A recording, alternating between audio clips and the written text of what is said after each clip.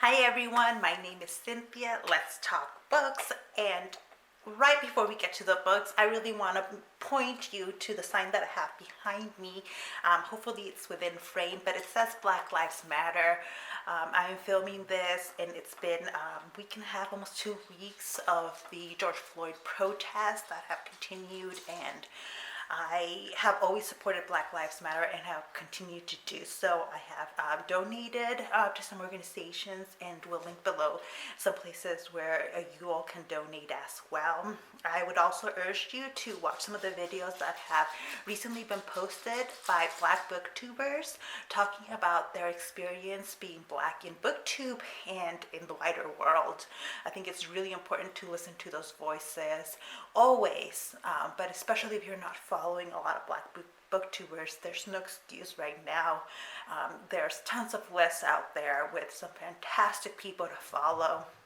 The two videos that I'm going to link down below that I have personally watched recently and have found to be really excellent are by Bow Ties and Books. That's Jessie over at Bow Ties and Books, and also by Marines over at My Name is Marines. So let's get right to it. I read quite a few books in May. All right, the first book that I finished in May was Wicked As You Wish by Chupeco. It's YA fantasy, and this one had a lot of mixed reviews on Goodreads, and that's actually kind of rare. A lot of people like Chupeco's books, but this one they were much more mixed on. And a lot of people that normally like their books did not like this one. I think I understand why. It's a really complex plot. You have a world in which part of the world has been iced over. You can't enter it and you can't leave it. It's just under total ice. The Ice Queen has done this, and you have the heir to that kingdom who is running around, and there's a secret group that's keeping him safe, basically waiting until he is old enough for him to inherit a dragon that has traditionally kind of served his family, and can then reclaim the kingdom and the magic that his kingdom has kind of gifted the world, but also not like the world wants the magic from this kingdom, but the kingdom has also been careful about how they have given others access to it, because if it falls into the wrong hands, it can be put to bad use. It's so complex, and like our main character is also a teenage girl who is from this ice world. Her family has escaped, and she actually doesn't know everything about the world her family escaped, and she's kind of trying to figure things out and make her way in the world. There's a whole cast of characters that help our two main characters, and this is where like representation here is fantastic. One of the characters is non-binary. There's queer representation in the story, but it's the complexity, and for like 2/3, maybe just a third of the book, it's so complex and dense with like explanations of this world, and it makes it really hard to get into the story. I stuck through it, and I think the last third of the book gives you really good payoff, but a lot of readers are not gonna stick through a majority of a book that is too dense. At this point, I do feel invested in the characters. There's a sequel coming to this book, so I will probably be taking a look at it and reading it. But this book is not for everybody. I still gave it, what did I give? I think I gave it 4 stars on Goodreads. I would say it's more of a 3.5 for me. The emotional payoff at the end of the book was really great, and that's why I'm giving it such a high rating. The next book that I finished in May was Bel Ami by Guy de Maupassant. I have a full review dedicated to this one. It is a really good read, but it's not for plot-driven readers. If you like a lot of plot, this is not it. This is more of a character and social study a study of society in 19th century France, especially the newspaper world, in kind of this upper crust of society, because you're following the main character, Bel Ami, in here as he tries to climb his way up the social ladder in Paris. If you want more on it, you can check out my full review of that particular book. The next book that I read was The Bashful Bride by Vanessa Riley. This is book number 2 in her advertisements for love series. So I'm making my way finishing the series. In a few weeks I should have a full wrap-up of the series. So I will limit my comments here to say that this is historical romance set in kind of like the Regency era in England, and all of Vanessa Riley's books feature Black characters. In this case, we have a Black heroine who is wealthy. She comes from a wealthy Black family in England, and her love interest is a white abolitionist actor. I really loved all the tropes in this story. So you have the kind of the class difference trope. You also have the kind of rushed marriage, it's just, this is a really good story. But like I said, I'll reserve full thoughts on the whole series in a future video. I am committed to this series because of the representation of Black characters in Regency England, which a lot of people feel is historically inaccurate, and as a historian I can just say that's outright false. In fact, England is one of the places that has the largest population of Black people in Western Europe. So there we go.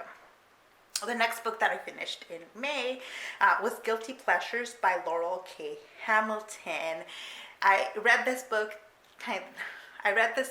thanks to Cousin over at Always Doing, and it was fun. This was a fun book. I gave it 3.5 stars, and this is such an action-packed story. And I know that I really like certain character-driven books, but I am mostly or primarily a plot-driven reader, and this book just had all the right things for me. It's a fantasy romance. You're following Anita, who is an animator. She reanimates dead bodies. She does it very ethically for a certain period of time, and I loved kind of the moral compass that Anita gives herself, and I can see that it's going to be evolving, that compass is going to be evolving throughout the series. I love the whole cast of characters. There's such a full cast, lots and lots of plot. I did not want to stop reading this book, and so it hit so many good notes for me that I'm gonna keep reading the series. In fact, the only reason I have not continued the series is because I'm on hold for the next one at the library, but it should be coming in soon. The next book that I finished in May was The Poppy War by R.F. Kuang. So I did a read-along of this. So thank you to those of you who checked in on the live or watched the video and followed me on Instagram. You can still go on my Instagram and check out the different posts that I did. I posted almost every single day. I think I only skipped 2 days of the read-along where I didn't post on Instagram, but you can see my full thoughts there. And it's just a fantastic story. You're following Rin, who is a girl from the countryside in this world, and the first few parts, it's not even a third, the first little bit of the book, you're following as she's trying to pass this exam that will send her to a military academy for free. It has to be for free because she does not have the money to pay for tuition at any of the other universities, and she's trying to escape an arranged marriage. The next chunk of the book, and this is probably a good chunk, a good third of the book, you're following her at the military academy. And then the last bit of the book, you're following her kind of post-academy in the middle of a before. And I was attracted to this book because I know that the author was in part inspired by the rape of Nanking, or the Nanking Massacre, which was an event during World War II in which the Japanese army committed atrocities against the Chinese population, and I really wanted to see how that was handled. And this book is so much more than that, though. There's so much philosophy, religious studies, military strategy. There's just so much. If all you want is military strategy, you'll get enough of that in here. But if you're interested in more philosophical themes, you'll have enough of that in here, enough discussion about gods and the metaphysical. And I could go on and on and on about this. This was a 5-star read for me, just really, really good. The next book that I finished in May was Small Spaces by Katherine Arden.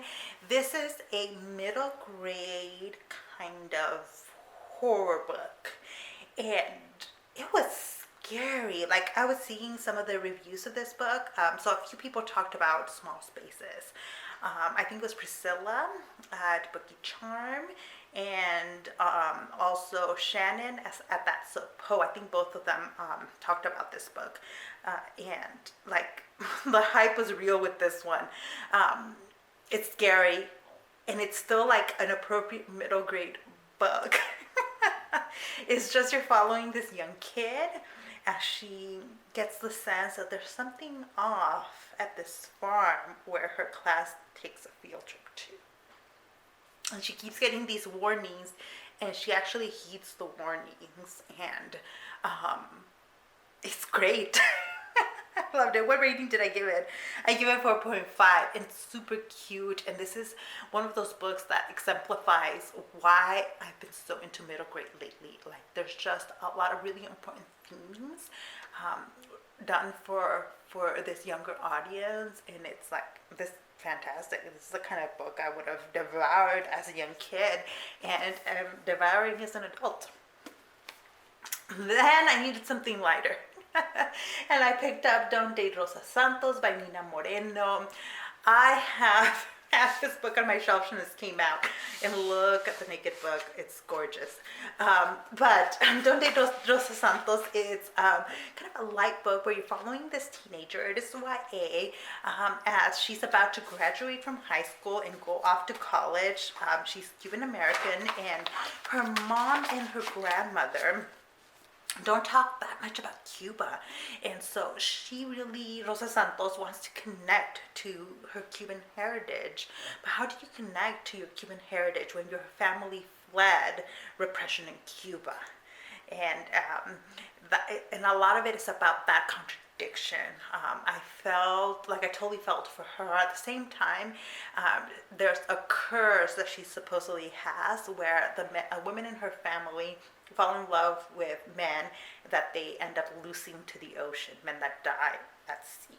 And she lives in a coastal town, so there's lots of young men that love the sea.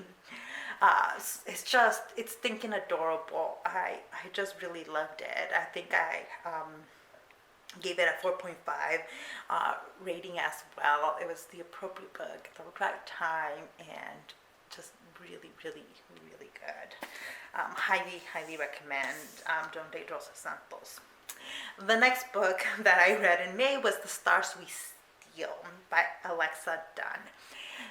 This was sold to me as a retelling of Persuasion, Jane Austen's Persuasion, but in space. And I'd actually seen people give very iffy reviews of it, but I still wanted to pick it up because Persuasion is my favorite Jane Austen book, and anything that's a retelling of Persuasion, I'm there. I can see now why people gave it iffy reviews. It was a 3.5 star read for me. It's really, this should have not been a Jane Austen retelling. The Jane Austen retelling aspect of it, I think, held this book back. It should have just been a straight YA sci-fi book. Donne has created a really interesting world up in space where you have a lot of social division, social justice issues, and I would have liked to have seen her explore more of that without the restraints of having to hit the persuasion beats. It also didn't work because it's YA. The main characters are young adults, and persuasion to me is a story about maturity. You know, it's a second chance romance where these two people were in love and they were, persuaded to not marry. They have lived totally separate lives and they come back together later in life.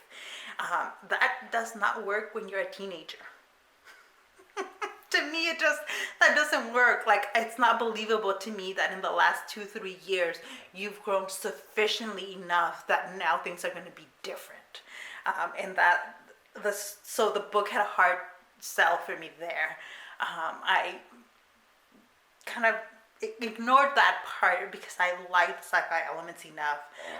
But if you go into this book, don't go into it for the persuasion element.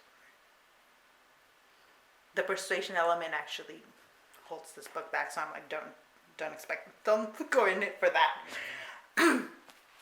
The next book that I finished in May was Red Sister by Mark Lawrence. I've been meaning to read this book for a long time, and I got into it because I had just finished reading The Poppy War, and I was just really into these kind of adult fantasy stories. If you haven't heard about Red Sister, the quick synopsis of this is that we have a school of assassin nuns. If you like that premise, pick up this book. I meant to do a full review of this book because I think there is something, there's a theme in some recent adult fantasy books about women committing violence, and there's something there to explore about what in our society kind of attracts us to these kinds of books. I've been really exploring with that theme and want to talk more about it. I think maybe I'll read another book with the similar themes, and then kind of do a full recap of several books on this theme. But because I'm like, it's a trend now that I'm getting back into adult fantasy that I'm noticing a lot of. And some of it is good, and some of it seems to me somewhat problematic. At the same time, I was totally into the story. I really want to see where Nona's story goes. I do have the rest of the, what is it called? The Ancestor series. I have the rest of the series. So we'll continue reading and look out for more of an in-depth discussion on women and violence in fantasy. And then I really, really needed another light book. So I picked up Hunting for a Highlander by Lynsay Sands. I picked this up because Mara over at Books Like Whoa has talked a lot about Lynsay Sands. I picked up Lynsay Sands' vampire books last year, enjoyed them because they're so tongue-in-cheek, like they're just light tongue-in-cheek stuffs. And I had heard that her romances were the same way, and yeah, I mean, this is like, okay, Lynsay Sands in this book takes all the Highlander tropes in romance and like pushes them to their most ridiculous point without disrespecting the genre and the tropes. Okay, it's gonna sound ridiculous, but you have a main character whose boobs are always falling out of her dress. This happens in a lot of these Highlander romances, and here there's not a moment in which her boobs are covered up, frankly. You have a ridiculous scene of the main couple having sexual interaction on top of a tree. And that is just a hint of all the ridiculousness that happens in this book. But it's also a love letter to these tropes, and it was fun.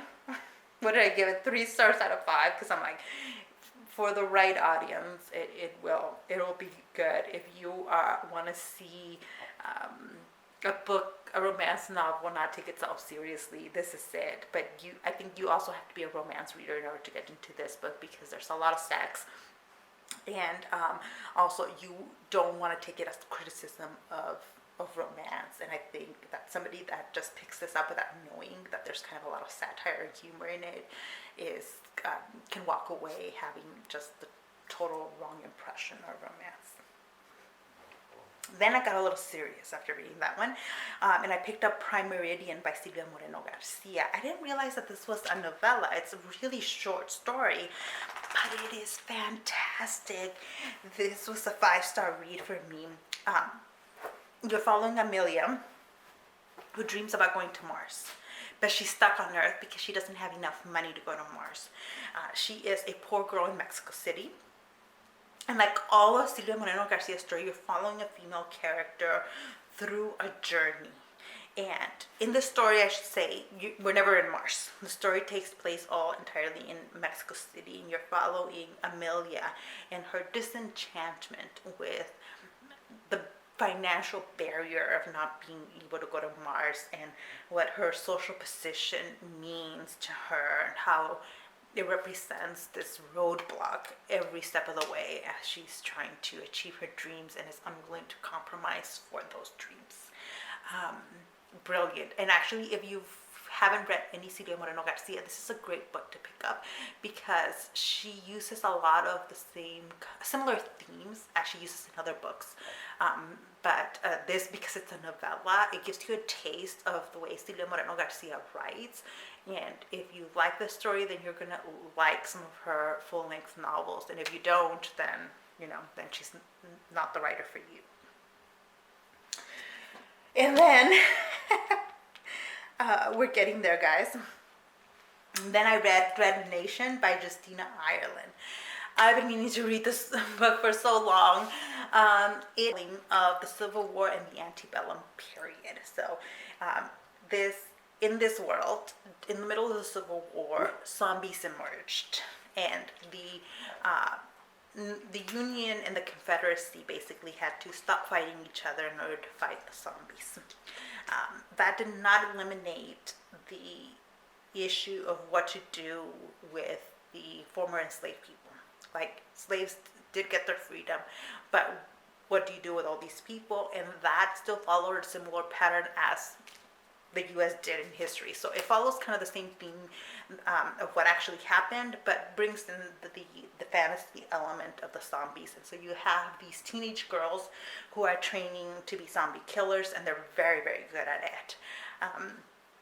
I really enjoyed all the historical and political commentary in this book. It takes a little while to get into it because when you start off, the girls that we're following are in a zombie killing training academy. But if you can last with those few chapters at the beginning, the book is so much more than that.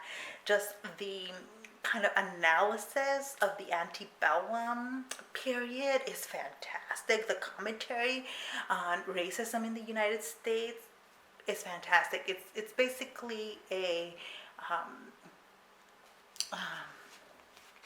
indictment of racial relations in the U.S. And I really, really enjoyed it. I think I give it 4 out of 5 stars. I should say, though, our main character is black, but one of the themes that Ireland explores in the novel is what it means to be biracial, because all of the main characters we follow here are biracial. And in fact, at least one of the main characters is white passing. So she's black, but light enough that if nobody knows her, she will pass as white. And Ireland is very interested in discussing that, in discussing colorism and what it means to be white passing to a teenage girl, and to the people around her, right? What does it mean when her black friend sees the kind of privilege her lighter skin gives her, and for her, because she has darker skin, like, she doesn't have access to the same privilege. So just to know why I think people who are not interested in talking about, what being biracial and talking about colorism means, it's not the book for you. But if you are interested in that and you're not scared away by the zombies and the fantasy element, I think this is a very, very good read. Whew, okay, one last book that I finished right in time to include into this wrap-up is All Are Wrong Today's a novel by Elan Mastai. This is a time-traveling book. I've been really interested in time traveling books. I recently read Dark Matter. This was not one of the best time traveling books that I have read recently. In it, you're following the son of like the man that ends up inventing time travel.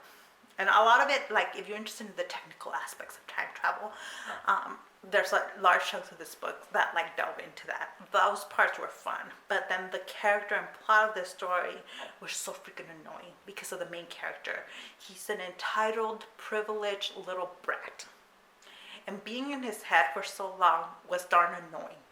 Like it was so annoying that I almost did not feel emotionally invested in the story at all.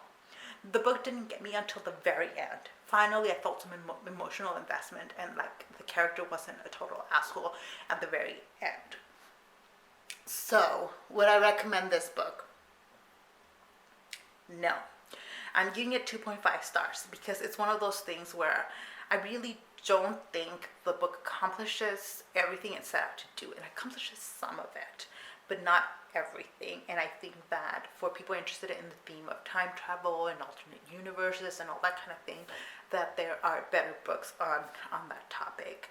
But so this one right now falls at the very bottom of the books I've read on these things. So yeah, so now I want to do kind of an assessment of the books that I've read. So I've been, like I said, I've been really interested in doing this for a long time. So I knew this. My camera cut off because I was rambling, but I don't want this video to be too long. So what I will say here is that I want to be much more open about talking about my journey and how I've gone about diversifying my reading and how I plan on continuing to do that, especially because I tend to gravitate towards certain kinds of diversity, specifically kind of racial diversity as opposed to like sexual orientation and gender identity, and kind of being open about it in the hopes that it'll help people that are just beginning those journeys, right? That a number of us have already kind of been through those early stages of that journey and have that to contribute to the community, and I would like to contribute that in later videos. This one is now too long, so I will end it here, and thank you so much for watching, and I'll see you in the next one. Bye.